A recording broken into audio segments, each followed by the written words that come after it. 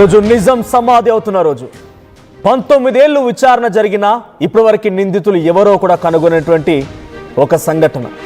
ఆయేషా మీరా 2007లో చాలా దారుణాతి దారుణంగా తన హాస్టల్లోని బాత్రూంలో విగతజీవిగా కనిపించినటువంటి ఆయేషా మీరాకు సంబంధించిన కేసులో ఇంకా కూడా నిందితులు ఎవరో కనుగొనలేకపోయారు. 19 ఏళ్ళు విచారణ జరిగింది, ఇంకా ఎటువంటి న్యాయం దొరకలేదు. ఇప్పుడు ఆ న్యాయమే సమాధి అవుతున్న రోజు. రాజకీయ పోలీస్ పలుకుబడితో ఈ కేసు మొత్తాన్ని కూడా తారుమారు చేశారు. కేసు మొత్తాన్ని కూడా ఎటువంటి ఆధారాలు లేకుండా చేశారనేది కొన్నేళ్లుగా జరుగుతున్న చరిత్రలో మనం మాట్లాడుకున్నాం. ఇప్పుడు ఏకంగా సిబిఐకి అప్పగించిన సిబిఐ కూడా ఏం తేల్చలేకపోయింది.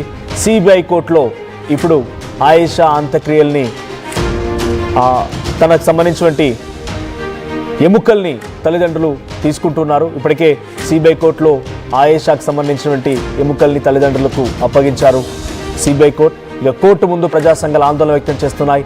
ఆయేషాకు న్యాయం చేయాలంటూ డిమాండ్లు వినిపిస్తున్నాయి. ఇవాళ రెండోసారి ఆయేషా అంత్యక్రియలు జరగబోతున్నాయి. గుంటూరు జిల్లా తెనాలిలో ఆయేషా అంతిమ సంస్కారాలు జరుగుతాయి. కూతుర్ని తలుచుకొని ఆ తల్లి గుండెలు పగిలేలా ఏడుస్తోంది. తన కూతురు మరణానికి కారణం ఏంటో తెలియదు, ఎవరు హతమార్చారో తెలియదు, నిందితులు ఎవరో తెలియదు. ఈ భారతదేశంలోని న్యాయ వ్యవస్థని పోలీసుల్ని నమ్ముకున్నందుకు ఆ తల్లికి మిగిలింది కేవలం కన్నీళ్లు మాత్రమే. ఒకరోజు 2 రోజులు కాదు, 19 ఏళ్ళుగా కన్నీళ్లు పెడుతూనే ఉంది. ఈరోజు కేవలం ఈ సంఘటన చూసి మనమంతా కేవలం ఒక వార్తగానే కాకుండా ఇది ఒక ఉదాహరణగా చూడాలి. భారతదేశపు న్యాయ వ్యవస్థలో, భారతదేశపు పోలీసు వ్యవస్థలో ఇది ఒక ఉదాహరణగా చూడాలి. ఇది ఒక తలమానికంగా భావించాల్సిన అవసరం ఉంటుంది. ఒక పేదవారు, బడుగు బలహీన వర్గాలకు సంబంధించినటువంటి వ్యక్తులు న్యాయం లేక ఎటువంటి విధంగా కన్నీళ్లు పెడుతూ వాళ్ళ జీవితాలు గడుపుతున్నారు అర్థం చేసుకోవాలి.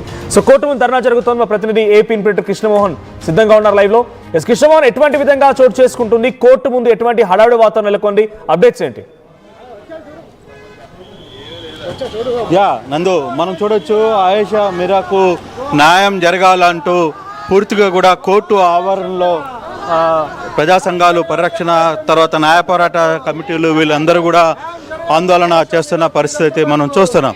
చాలా పెద్ద స్థాయిలో ఇక్కడ ఆందోళనలో పాల్గొంటున్న పరిస్థితి మనం చూస్తున్నాం. ఆయేషా మీరాకు సంబంధించి ఇష్యూని, అంటే ఆయేషా మీరాకు సంబంధించిన బంధువులు, తర్వాత వాళ్ళ ప్రజా సంఘాలు, ఇతర నాయకులు అందరూ కూడా ఇక్కడికి చేరుకున్నారు. వాళ్ళందరూ కూడా ఇక్కడ వాళ్ళకి మద్దతు తెలపడానికి ఇక్కడికి చేరుకుంటున్న పరిస్థితి అయితే ఉంది. ఇప్పుడే ఆయేషా మీరా పేరెంట్స్ కోర్టు దగ్గరికి చేరుకుంటున్నారు. ఈ నేపథ్యంలో వాళ్ళందరికీ కూడా మద్దతు తెలుపుతూ వాళ్ళందరూ కూడా ఇక్కడ ప్రజా సంఘాల ఆందోళన అయితే జరుగుతోంది. ఇక్కడ పూర్తిగా కూడా వాళ్ళు ఇక్కడ ఆందోళన చేస్తున్న పరిస్థితిని మనం చూస్తున్నాం క్లియర్గా.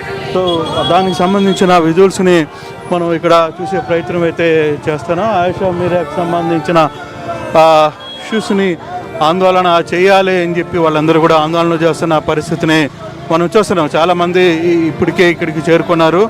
ఆయేషా మీరాకి సంబంధించిన న్యాయం జరగాలి కేసులో అంటూ వాళ్ళకి సంబంధించిన వాళ్ళ ప్రజా సంఘాలు కావచ్చు, లేకపోతే చాలా కాలంగా పోరాటాలు చేసిన వాళ్ళందరూ కూడా ఇక్కడ ఆందోళన చేస్తున్న ప్రయత్నం అయితే మనం చేస్తాం.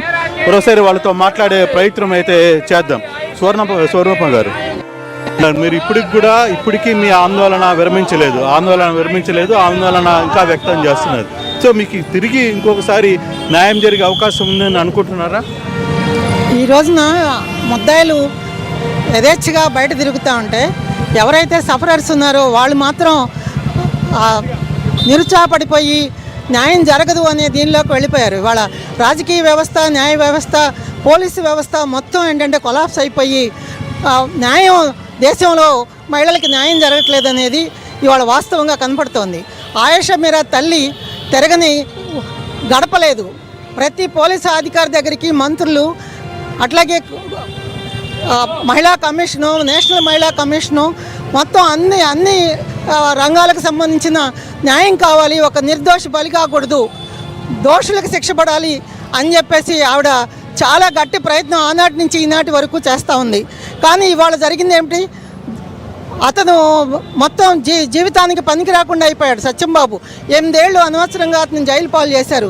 కోర్టు చెప్పింది అతను నిర్దోషి అని చెప్పి పోలీసులను కూడా